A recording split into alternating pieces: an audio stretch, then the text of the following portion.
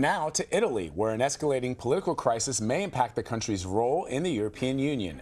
The latest hit to the government came Sunday when Prime Minister in waiting Giuseppe Conte resigned. His replacement, Carlo Cottarelli, pictured here, is in charge of getting a budget passed as global markets stumble due to all the uncertainty. Now a snap vote may force Italians to the polls for a second time this year. The country has been without a government since the general election in March ended with a hung parliament. Our Seth Doane is outside the presidential palace in Rome, and he joins us now to talk about all this. All right, Seth, so why did the PM in waiting resign? Well, he resigned because he couldn't form a government. He tried to form a government, and he was inside with Mattarella, Sergio Mattarella, who's the president here, inside the Quirinale, this grand presidential palace behind me. On a Sunday night, Mattarella said that he would not let them form a government. He specifically objected to the choice for a finance minister, a Eurosceptic, someone who possibly wanted Italy to exit the euro, not the EU, but the currency, the euro. And Mattarella said, it is my duty here to stand up to use the Constitution here, and this is not an issue that we should ruffle feathers with. This is something that has certainly rattled markets here across Europe. We've seen markets down and up throughout the day. A real concern here on Italy's spread, Italy's ability to repay its debts, its interest rate in essence. And right now there is some activity behind us here. The front door of the Quirinale, the presidential palace here. We know that Cottarelli is inside with President Mattarella discussing this list of the members who would be in his cabinet. And the real question is, will Parliament then approve of that list? So then what happens next? I mean, is it true that they could be looking at a snap election? So this is complex, I acknowledge that. So what's happening right now is this Prime Minister designate is taking this list of potential ministers to the President in this building behind me. Then that list, if approved by the President, ultimately needs to be approved by the Parliament. This is a parliamentary democracy, so Parliament reigns here. Now the real question is, will they approve that list? If they do, then that means that this newest selection for Prime Minister will be able to form a government, and you'd likely see him carry on a government and possibly go to elections in early 2019. It's unlikely that the Parliament will approve of this list of ministers because Mattarella, the president here, has really upset the two parties that control the majority of Parliament with his decision on Sunday to not let Conte move forward. So what is most likely is that this list of ministers, this government, would not be passed by Parliament, would not form a government, and then there would be elections, likely in early fall. They've said elections after August. So, Seth, Italy is known for its constantly evolving government. I'm sure you're well aware of that. What makes this crisis in particular so concerning?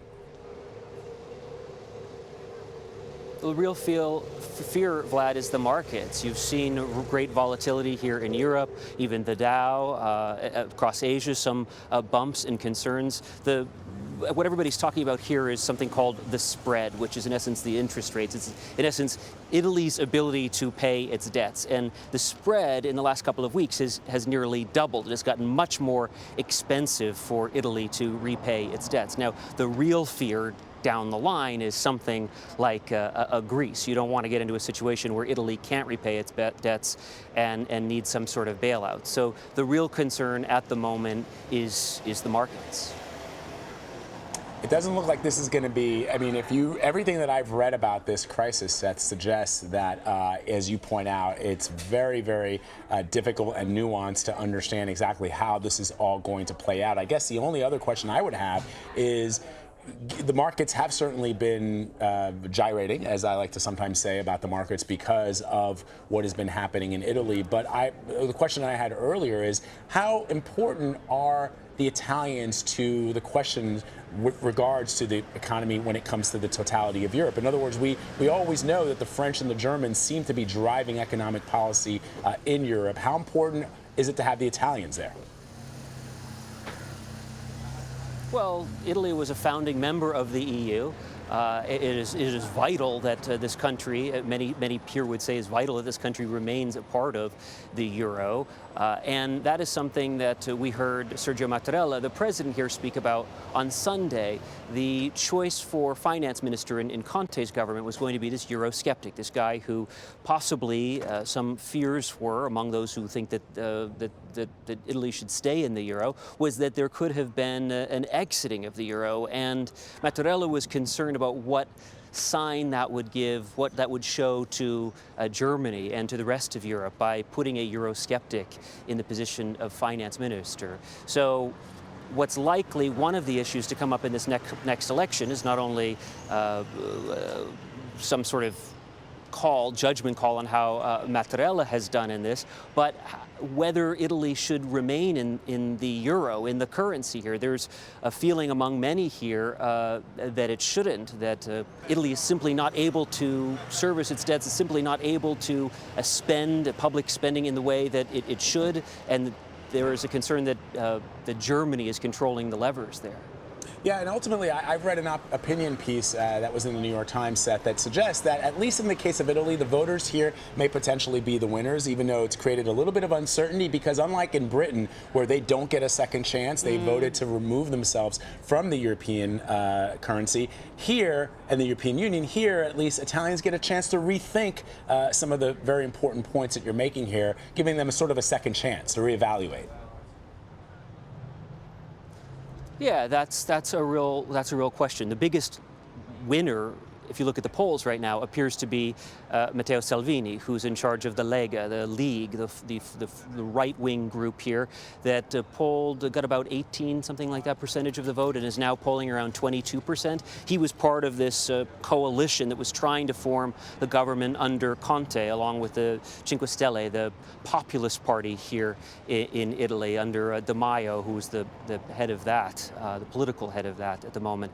It appears that Salvini's gone up in the polls, so Salvini in the far right could be very happy to go back to elections. And as you say, Italy would have a chance to look at some of these issues, like its participation in the euro in a coming election. And it does appear that an election will come. The question is when. I want to correct one thing that I had said earlier. I believe I misspoke when I said that if Cottarelli is not able to get the votes for his folks, for his ministers in Parliament, a government still would be formed, but it would have a very limited duty, limited task, and would really just lead the country through some basic tasks and to an election after August. You know, things don't happen here in Italy in August, so we're looking at elections after the summer.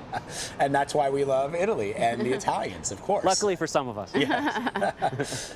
Seth Doane, and that's why I love this job. Yeah, of course, indeed. Seth Doane reporting from Italy on a very important story, and I'm glad we're covering here on CBSN. I'm glad you're covering it for us, Seth, because too often we focus on a lot of things that are sort of inward looking here in the United States, but this is something that has global implications, and we're glad you're there. Thank you.